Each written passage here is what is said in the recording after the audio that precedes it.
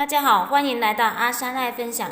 冬天吃热奶布丁呢最舒服，软乎乎的，嫩滑爽口，甜而不腻。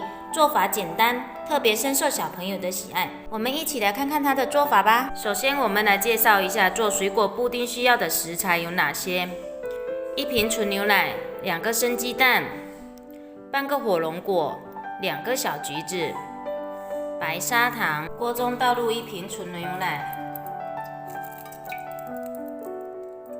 小火煮至微开，用勺子不停地搅动，这样能使牛奶受肉均匀。好，像这样可以了，关火。准备1个小碗，将牛奶倒入碗中。倒好之后，我们给它放凉备用。准备2个生鸡蛋，空碗中打入鸡蛋。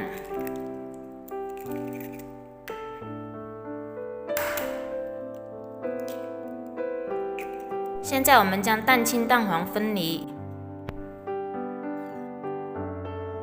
留下蛋清，加入适量的白砂糖，用筷子给它打散搅匀。搅好之后，我们把它倒入牛奶中，继续搅匀。另外准备1个空碗，将牛奶过滤到另外1个碗中。牛奶中有泡沫，所以我反复过滤了2遍。好，现在我准备保鲜膜，盖上1层保鲜膜，用牙签在保鲜膜上面扎几个小孔，然后放入蒸锅蒸10分钟。现在我们来准备一点水果，火龙果切丁。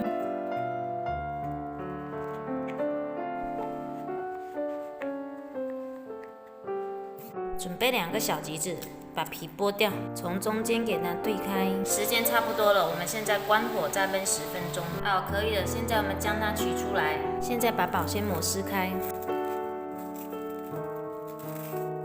放上自己喜欢吃的水果。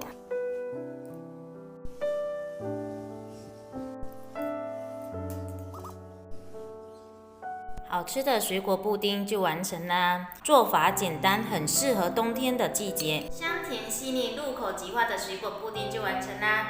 我来试一下，特别的甜，做法简单，喜欢的朋友一定要试一下哦！记得关注阿三爱分享的频道，我是阿三，谢谢大家的支持，我们下期视频再见。